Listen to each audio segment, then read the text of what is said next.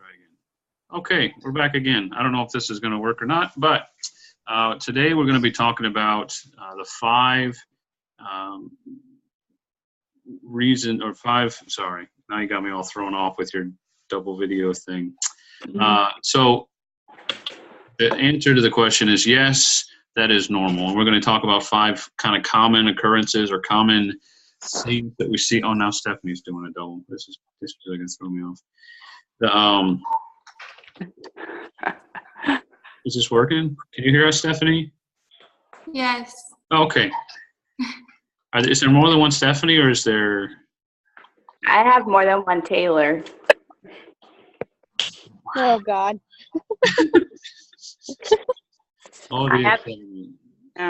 Okay, we're just going to move forward. I'm glad everybody needs to mute yourself. Yeah, if y'all don't mind, just mute yourselves first. Okay, so this week we're talking about, yes, it's normal. We're going to talk about five common occurrences that we see or kind of trends that we see that a lot of people, maybe it might make you think that your marriage is not okay or maybe things aren't going the right way. But the reality is that most people will go through some of these things.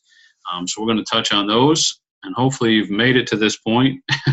If you're watching the video online or even if you're live and you've hung with us, I appreciate your patience. So the first one we're going to talk about, it is normal for two things. One, for your guys to maybe want to escape or find time to hang out with their friends when they get back. And it's also normal, guys, when you watch this, for your wives to, especially those with kids, to want some time to herself. That it's not all about you when you get back, gentlemen, but that they may need a little bit of a break as well. So with that, I want to talk about the guy piece first. So some wives sometimes will get concerned that their husbands get home and, within a week or two, they're wanting to go out to hang out with the guys or go to the bar or go to BFW or whatever they like to do. And you're going, wait a minute, you've been gone with these guys for the last 6 months. Why do you want to keep going and hang out with those guys some more? And that is a good question to ask. But I would encourage you that it's not uncommon for guys. It can be stressful. It's a new thing. We're used to kind of having our own schedules here, and we get pretty close to the guys that we're hanging out with. And so when we come home, and we're going to talk about kind of what that homecoming looks like in a couple minutes here. But when it starts to get to that stressful phase, that might be their go-to. That's how they've found stress relief over the last 6 months, is hanging out with their friends or going out and hanging out and having a beer or two with their buddies. So I would encourage both of you to take a step back and kind of have some realistic expectations with that. So allow them to have the opportunity to go out and hang out with their friends, but maybe guys limit it to like once a week or find a schedule where you have a guy's night and vice versa. So if you want a guy's night, you better believe that your wife is going to want a girl's night, ladies' night. And that's okay too. And it's good and it's healthy. And it's healthy as well, guys, and this is particularly for the guys when you watch this, hopefully. Claire and I talked earlier today. We've got 5 kids, as a lot of you know.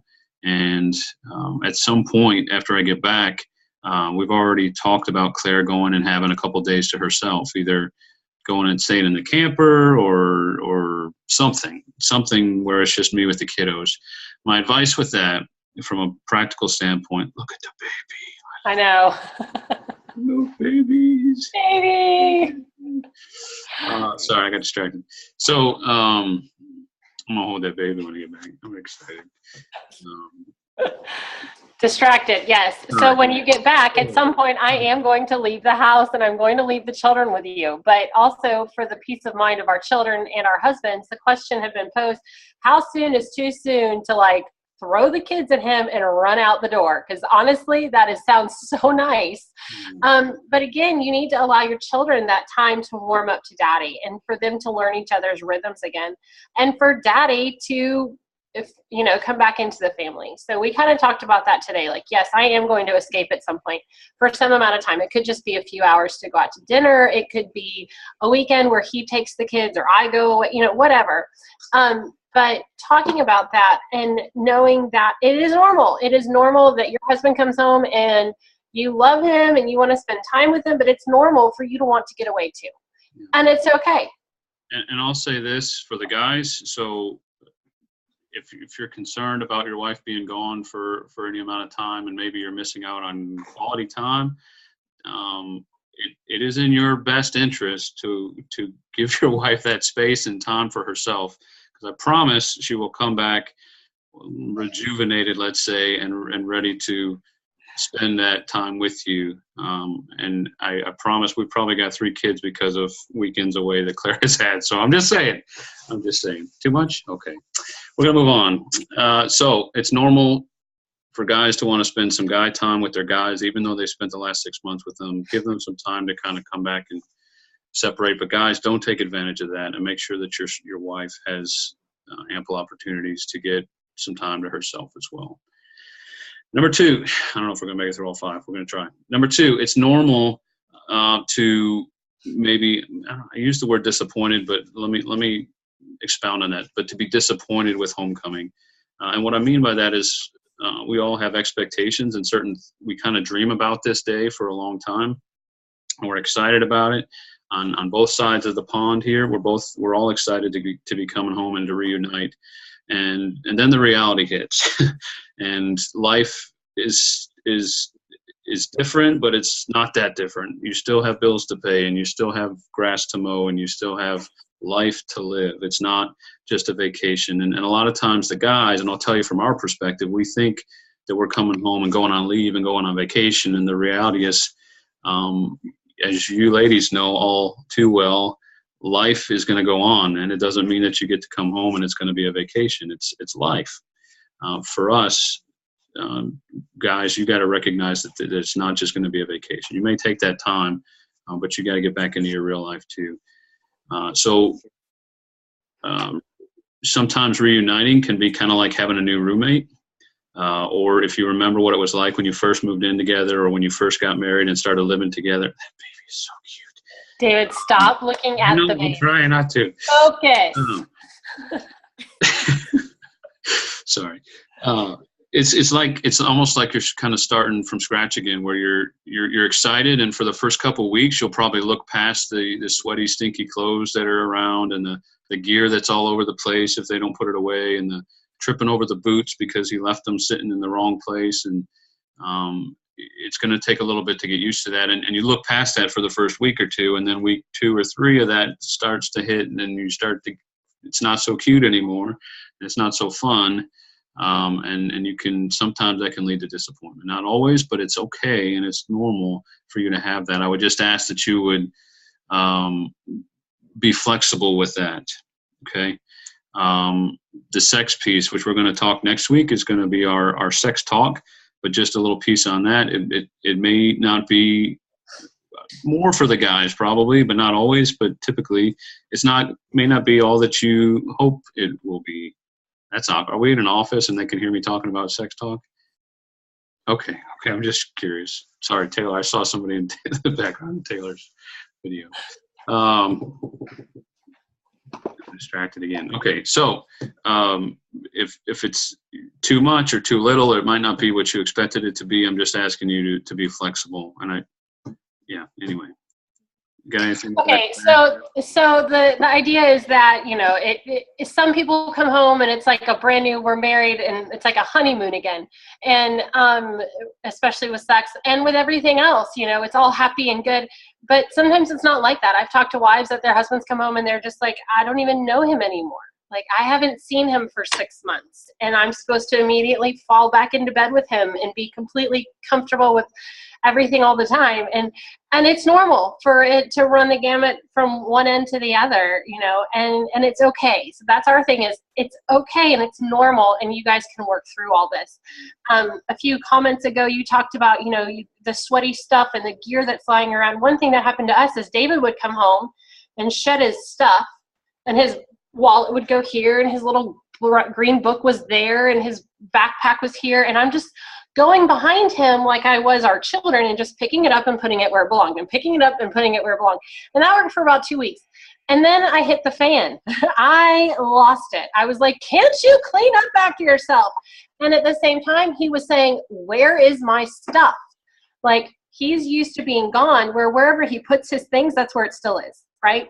they have their room or their space, their locker, their stuff is where they can find it. So it goes both ways. You know, when he comes home, he needs to know where his stuff is, you know, and we also need to be respectful of his space. I talked to a wife recently that when her husband came home, the house just wasn't clean enough for him.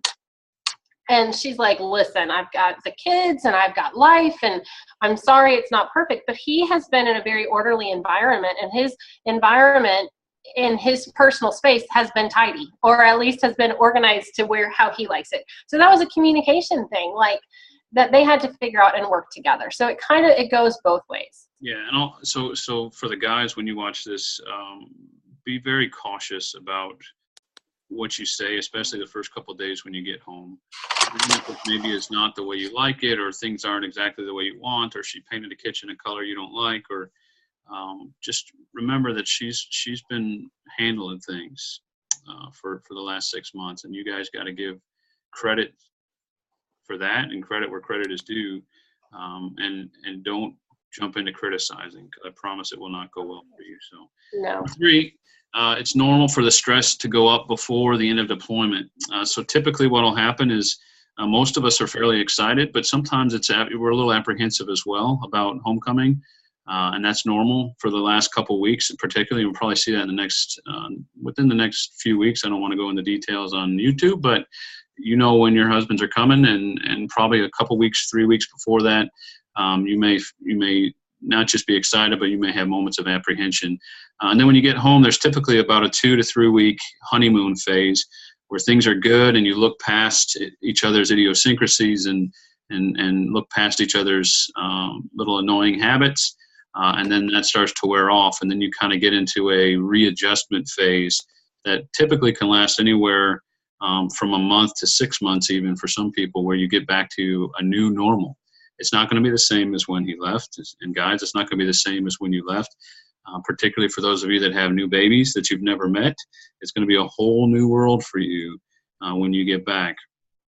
It's awesome and it's exciting, and it's fantastic to be a dad, but it's new for you. So moms, I would ask that you, particularly if you've got new kids, new babies that they haven't seen or met or whatever, give them a little bit of time to adjust. And if they seem a little tense, they seem a little short, or they're not comfortable with changing diapers and just remember that you've had a little time to adjust to life with baby, and he has not. So give them a little bit of time with that.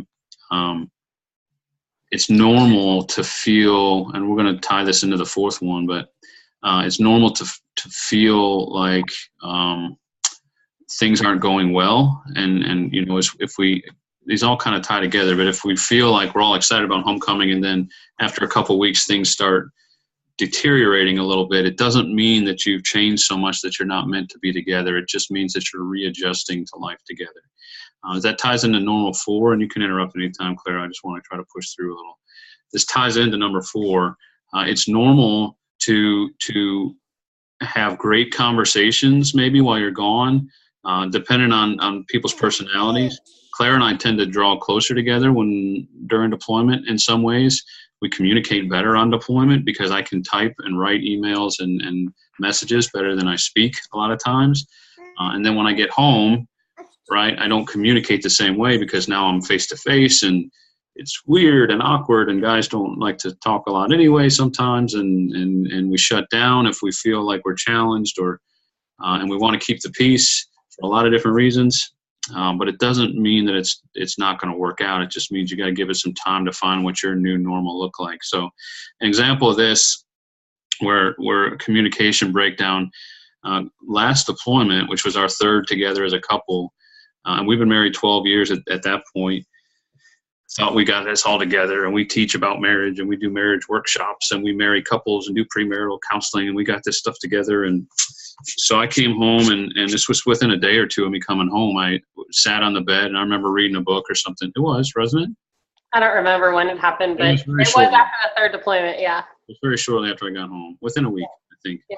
Anyway, and so she was walking around just doing stuff, and I was sitting on the bed reading a book or something, and she walked in at one point and said, and I'm reading a book or checking Facebook or something, I don't know what I was doing, but she said, your books came in or something, and oh, by the way, I saw these great bookshelves where you were going that I almost bought. And I was like, oh, did you buy them? Well, no, I decided not to buy them. I was like, oh, well, that's cool. And then I went back to reading my book or looking at whatever I was doing. And she just stared at me. And I've been married long enough to know that when she gives me that look, I probably should pay attention. And so I stopped and I was like, what did I do? She's like, that's it? I was like, what do you mean that's it? That's all you have to say? And I wanted to get defensive, but I stopped for a second, and I don't know what stopped me, but maybe an angel or something. I don't know, because it could have gone really bad for me if I had not responded the right way. But she says, well, you could have said, where did you see them, or how much did they cost, or what color were they, or why didn't you buy them, or how long ago was that, and listed off about 6 different questions. Like all these potential opportunities for this conversation that in my mind, I was like, he doesn't even know what they look like. He doesn't know how much they cost. He could have asked me how I was going to bring them home. Like all these ways. I mean. And then she said, like the question that really got me, that made me stop and not respond defensively was, she said, why don't you want to talk to me, or something along those lines. And I immediately said, I do want to talk to you, but I literally did not think of a single one of those questions that you just said. So for 12 years, probably, there's been probably 1,000 times that we've had conversations like this where she said something and I'm like, oh, that's cool. And I go back to doing whatever I'm doing. All this time, I didn't realize that Claire was thinking that I didn't want to talk to her. And I literally did not think of those things. They didn't cross my mind. She said I didn't buy them. And I said, okay, conversation's done. You didn't buy them. They're not in the house. What else do we have to talk about? So you can see where communication breakdown can happen, and it would have been very easy for us to kind of attack each other in that moment, because I'd only been home a few days, and why don't you want to talk to me? And well, of course I want to talk to you, but we're talking about a bookshelf, and who cares about a stupid bookshelf? And you can see how it could go negatively. But really, we just were assuming things about each other that were not true. And so when it broke my heart to think that she thought that I didn't want to have a conversation with her. And so now I know I need to work a little harder on my small talk and finding questions and ways to communicate, even stuff that I don't necessarily care about or understand why we're having a conversation about. But at the same time, she knows that if I don't ask 10 questions, it doesn't mean that I don't care or that I don't want to talk to her. I may just literally have not thought of any of those things. And the funny conclusion of this story, it's a very long story, is that I said, well, let's call your mom, because your mom is a great conversationalist. And you say exactly what you said to me, and I want to see what she said. So she put her on speakerphone, and she calls her mom. Hey, Mom, so David was unloading his books from his bag, and I was told him about these bookshelves that I saw that I almost bought, but I decided not to buy. Her mom literally went through the exact same list that she had told me that I should have asked, all 6 questions. Oh, where did you see those? Why didn't you buy them? Well, how much were they? What color were they? Oh, those would have fit in perfect in the office. And I'm going, this is the difference between men and women. I didn't think of any of those things, and it was perfectly natural for her. But it's important, ladies, for you to understand that a lot of times it's not that your husbands don't want to have that conversation. It's we don't think that way. And particularly coming back from a deployment, I promise we're not talking about bookshelves with the guys when we're out in the field. It's just not something that so give them some patience, give them the benefit of the doubt. It doesn't mean that we can't work on communication and we can't talk about those things, but it's normal for you to have 2 completely different conversations at the same time. It's normal, but it is something that has encouraged me in our marriage, is that you are now intentional about asking me questions and working with me to try to explore what I want, like to give me that relationship, that relational. And I notice, like with our children, and if you're married, then you've probably seen your spouse do this. They'll investigate into your children. You know, they'll take the time to draw out those answers and try to get to know your child. And I would see that in David, but then I would say something about bookshelves, and I felt like I got nothing. Like, you don't care at all. Like, you just don't even want to talk to me about, I mean, you know, like something as silly as a bookshelf. So it's something that I think as a husband and as a dad, like you do that with your children. Not that I want to be treated like your child, but it is a skill that I need to work on as well, being interested in what he has to say, or being interested in just sitting down and watching a movie with him because that speaks to him. So there is room for us all to improve in different areas, but we have definitely been through the part where During deployment, we have these great conversations, and he'll speak with words of endearment, and he'll call me his love, you know, like, hey, love, how are you? And then he gets home and he's like, hey,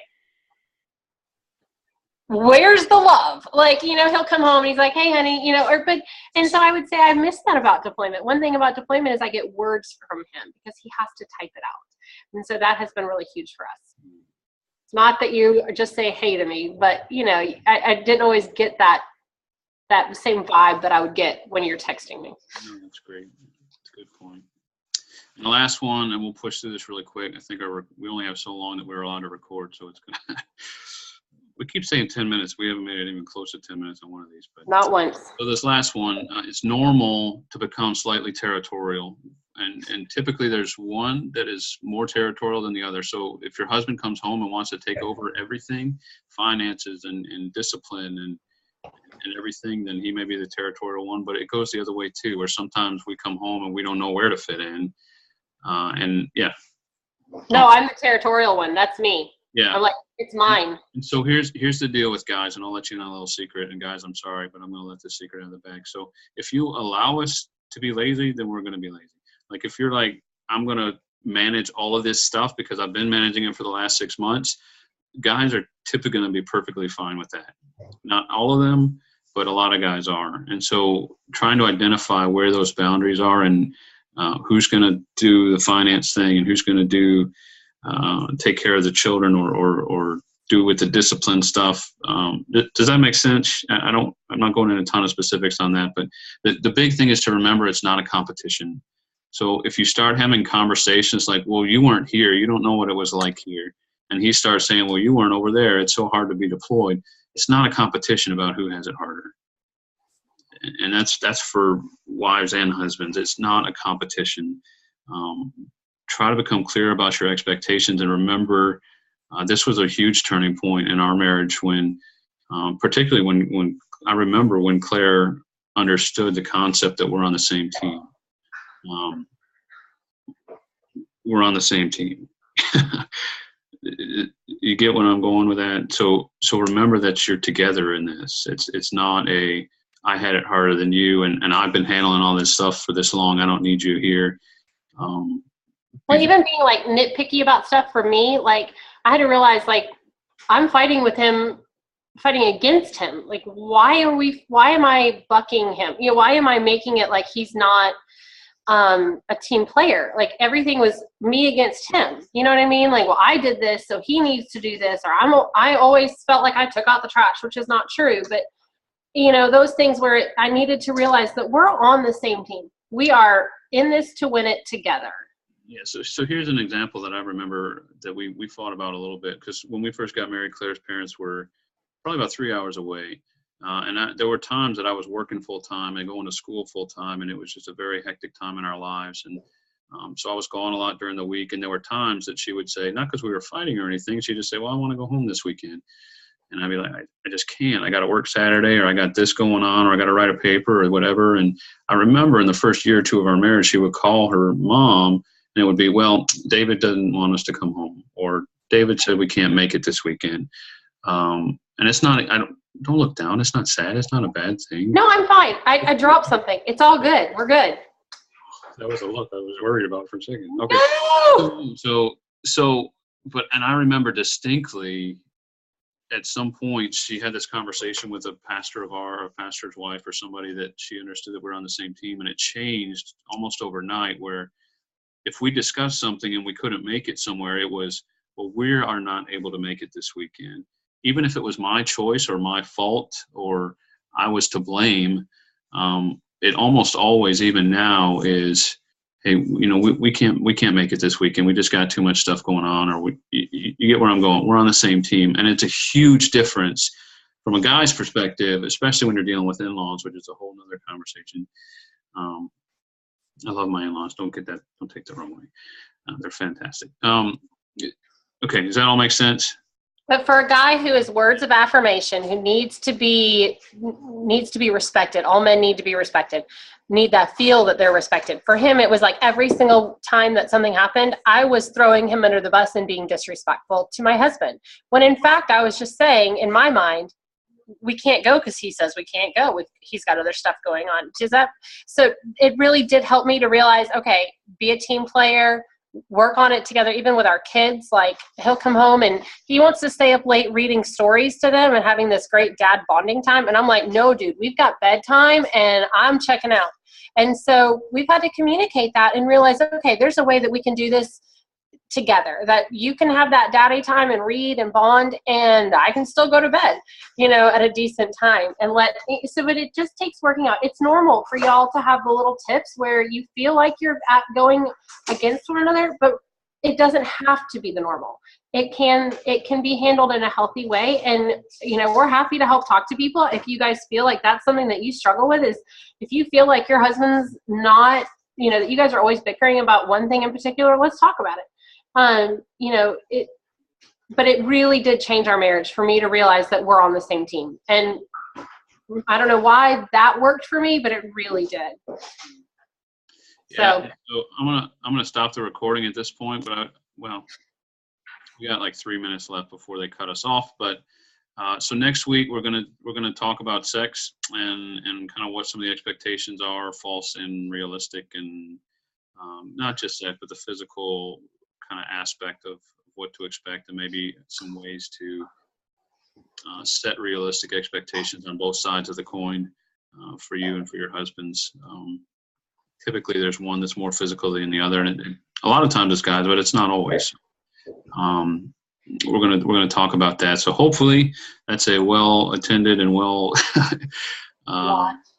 watched one, and hopefully this one was helpful today. If you have questions, concerns, any of those things, please feel free to share those either offline or, well, I guess it have to be offline at this point because we're running out of time. But so if you're not live, but our email address, mine is drjones461@aol.com, and then Claire's is clairejonessc@gmail.com, and you're welcome to email either one of us, and we can address those either in private or we can address them so that everybody can hear and won't tell them where the question came from. So questions from anybody that is live today that you might have? Thanks y'all so much for logging in and joining us. And it's always good to have the opportunity to sit and share from our hearts and to share with y'all. So we really enjoy it, and I hope y'all are getting a lot out of this too. Yeah, sounds good. All right, well, take care, y'all. It's good to see you. Thanks for coming in, and make sure you share this with the other wives. And watch out, Catherine. He's going to steal your baby. That's fine. True. Take him. Well, there's two. I didn't see Tasha's baby, but yeah, Maddox was around here somewhere. So yeah, he got to hold Maddox when Maddox was a new baby. I was very jealous. Mm-hmm. Oh, look at Maddox. Where's William? Did he go to sleep? Oh, okay. We're holding out. Maddox is so cute. I love it. All right, y'all. We'll talk to you later. All right. Take care, everybody. Oh, look.